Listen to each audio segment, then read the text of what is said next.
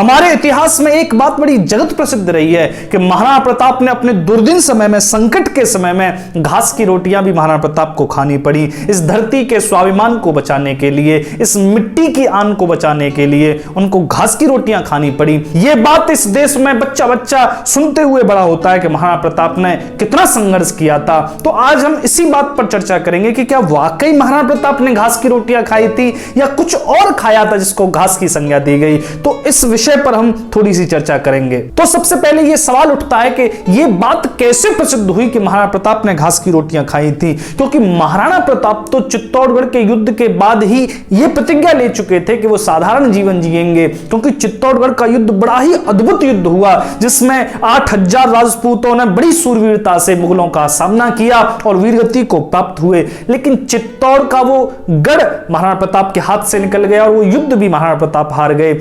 इससे सेना का और प्रजा का बड़ा मनोबल टूटा था। इस मनोबल को बढ़ाने के लिए, स्वाभिमान को जगाने के लिए महाराणा प्रताप ने एक प्रतिज्ञा की थी कि वे साधारण जीवन जिएंगे जब तक कि मेवाड़ को पूरी तरीके से मुगलों से स्वतंत्र नहीं करा लेंगे। जमीन पर सोएंगे और पत्तल में खाएंगे। ऐसी घोषणा ढोल बजाकर प्रत्येक मेवाड़ के गांव में कर दी गई थी कि महाराणा प्रताप एक साधारण जीवन जिएंगे। तो महाराणा प्रताप तो वैसे ही प्रतिज्ञा ले चुके थे साधारण जीवन जीने की। तो ये घास की रोटी वाला प्रकरण कहां से आया? तो ये घास की रोटियां खाने वाली बात दो जगह से आती है, एक मेवाड़ी लोक अंचल से और एक कन्हैया लाल की कविता से। मेवाड़ी लोक अंचल में क्या बात आती है? मेवाड़ी लोक अंचल में जब महाराणा प्रताप हल्दी घाटी युद्ध के बाद वन वन भटक रहे थे, क्योंकि मुगलों की सेना का बार बार आक्रमण हो रहा था, बार बार सेनापति आ रहे थे अकबर के, बार बार छापे मारे जा रहे थे, तो महाराणा प्रताप को बार बार अपनी जगह बदलनी पड़ रही थी। एक बार ऐसा हुआ कि जैसे ही वो चूल्हा जलाते भोजन के लिए, वैसे उनको वहां से जगह बदलनी पड़ती। दूसरी जगह जब वो चूल्हा जलाते भोजन के लिए, फिर उनको जगह बदलनी पड़ती। 5 बार ऐसा हुआ दिन में कि उन्हें बार बार जगह बदलनी पड़ी, बार बार छापेमारी हो रही थी। और जब अंत में आकर भोजन बना भी तो महाराणा प्रताप की एक पुत्री थी। महाराणा प्रताप की 11 पत्नियां थी और 17 पुत्र थे और 5 पुत्रियां थी। इसमें इतिहासकारों के भिन्न भिन्न मत हैं। एक पुत्री जो महाराणा प्रताप की थी वो महाराणा प्रताप के साथ परिवार में ही थी, क्योंकि बाकी परिवार तो गोंगदा में था। तो जब वो उनकी बेटी वो रोटी लेकर बैठी जो घास की बनाई गई थी, वैसे ही बिलाव आ गया, जो जंगली बिल्ला होता है वो आया और उस पुत्री से, उस बेटी से वो रोटी छीन कर ले गया। ये देखकर महाराणा प्रताप की आंखें भर आईं और उस दिन महाराणा प्रताप ने अकबर को संधि प्रस्ताव लिखने का भी ये विचार किया था। ये बातें अकबर के कवियों ने लिखी है, लेकिन महाराणा प्रताप कभी भी अकबर को संधि प्रस्ताव नहीं लिख सकते। लेकिन ऐसी लोक अंचल में ये बातें हैं, इनका कोई भी ऐतिहासिक तथ्य नहीं है, इसलिए आप तथ्यों के बारे में इसमें चिंता नहीं करें। ये मेवाड़ी लोक अंचल की बातें हैं। तो महाराणा प्रताप संधि प्रस्ताव लिखने को तैयार हो गए अकबर को। तो ये बात सुनी थी जो बीकानेर के महाराजा थे पृथ्वीराज सिंह, जिनको पीथल कहा गया था और पाथल महाराणा प्रताप को कहा गया था। तो पीथल और पाथल, कन्हैया लाल ने एक कविता भी लिखी है पीथल और पाथल की। तब तो पृथ्वीराज सिंह ने महाराणा प्रताप को एक पत्र लिखा था। पृथ्वीराज सिंह की अकबर बड़ी इज्जत करता था। अकबर क्या कहता था? जब से बीरबल गया तब से हंसना बोलना चला गया, और जब से पृथ्वीराज सिंह गए तब से सभाओं में आनंद नहीं आता। तो अकबर बड़ी तारीफ करता था पृथ्वीराज सिंह की। पृथ्वीराज सिंह एक अद्भुत कवि भी थे, लेखक भी थे और एक योद्धा भी थे। बड़े बड़े युद्ध उन्होंने मुगलों के साथ लड़े थे। तब पृथ्वीराज सिंह ने महाराणा प्रताप को एक पत्र लिखा था कि आप मुझे यह बताइए, अगर आप अकबर को संधि प्रस्ताव लिख रहे हैं तो मैं अपने आप को चाकू मारकर, अपने आप को कटार मारकर अपना अंत कर लूंगा, क्योंकि हम सभी राजपूतों की, हम इस राजपूताने की आन बान शान सिर्फ और सिर्फ महाराणा प्रताप पर टिकी हुई है। अगर महाराणा ही संधि कर लेंगे तो फिर कौन ऐसा राजपूत होगा जो अपनी मूंछों पर ताव दे सकेगा? तो आप बताइए कि मैं अपनी मूंछों पर ताव दूं या अपने आप को कटार मार लूं।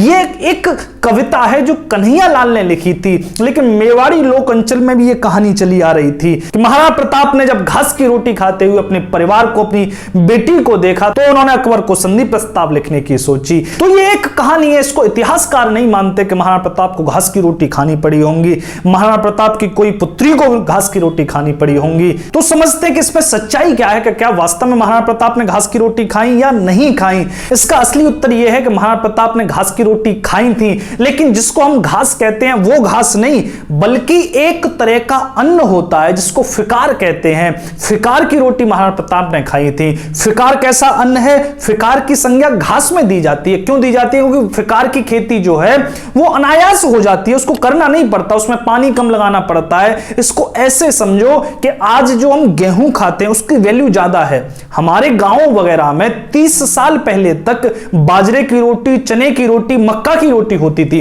गेहूं की रोटी नहीं होती थी।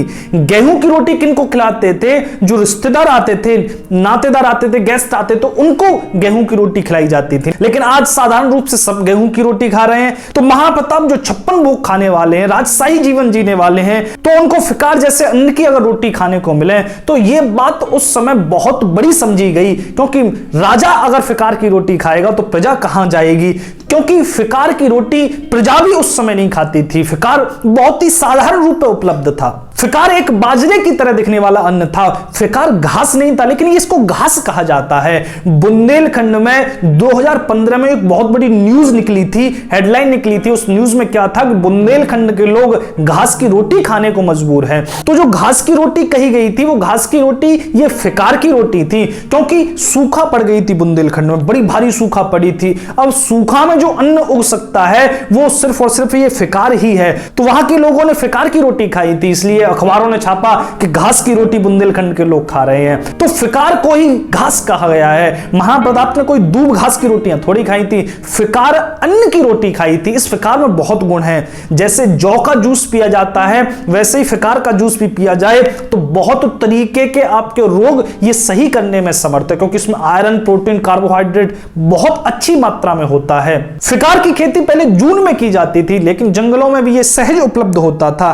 सूखाग्रस्त इलाकों में यह अन्न बड़ा ही राहत देने वाला प्रजा के लिए होता था, क्योंकि जब पानी नहीं पड़ रहा है, पानी की सूखा हो गई है, तब यही एक फसल थी जो हो सकती थी। तो आम प्रजा इसको ही खाकर अपना जीवन यापन करती थी। फिकार के बारे में कहा जाता है कि इसको 10 साल तक आप छांव में रख सकते हैं। इसको आप पहले क्या करते थे, लोग इस फिकार को मटकियों में भर भर के और गाड़ देते थे कि अगर सूखा पड़ी तो इसको बाद में निकाल लेंगे और बाद में इसको खाने के उपयोग में ले लेंगे, क्योंकि ये फिकार जो था वो 10 साल तक खराब नहीं होता, इसमें कोई गुण नहीं लगता। ऐसा अद्भुत गुण इस फिकार में है। इसके बारे में एक और कहावत है कि 3 पाक 2 पानी और जे आई कुटकी दौरानी। 3 पाक का मतलब 15-15 45 दिन, और भैया 2 पानी इसमें दो और ये फसल आ जाती है। 45 दिन में ये फसल खाने को प्राप्त हो जाती है। तो ये फिकार बड़ी आसानी से उपलब्ध होने वाला एक अन्न था जो महाराणा प्रताप ने खाया। इस फिकार को लेकर ही इतिहासकार भी सहमत होते हैं कि महाराणा प्रताप ने घास की रोटी नहीं बल्कि फिकार अन्न, जिसको जंगली गेहूं भी कहा जाता है, इसकी रोटियां ही महाराणा प्रताप ने अपने संकट के समय में खाई थी। तो महाराणा प्रताप ने चाहे घास की रोटी खाई, चाहे फिकार की रोटी खाई, लेकिन इतना संघर्ष महाराणा प्रताप ने इसलिए किया ताकि आगे आने वाली पीढ़ी शान से जी सके, स्वाभिमान से जी सके, सर ऊंचा करके जी सके। वरना महाराणा प्रताप एक संधि प्रस्ताव अकबर को लिख देते और आधा हिंदुस्तान महाराणा प्रताप के चरणों में आकर गिर पड़ता।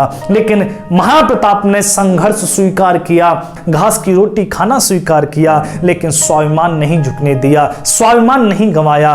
तो बस आप सभी से निवेदन है, हमारे पूर्वजों के द्वारा जो स्वाभिमान जीवित रखा गया वो हम न गिराएं, उसको हम उसको संभाल कर रखें ताकि आगे आने वाली पीढ़ी तक वो स्वाभिमान पहुंच सके।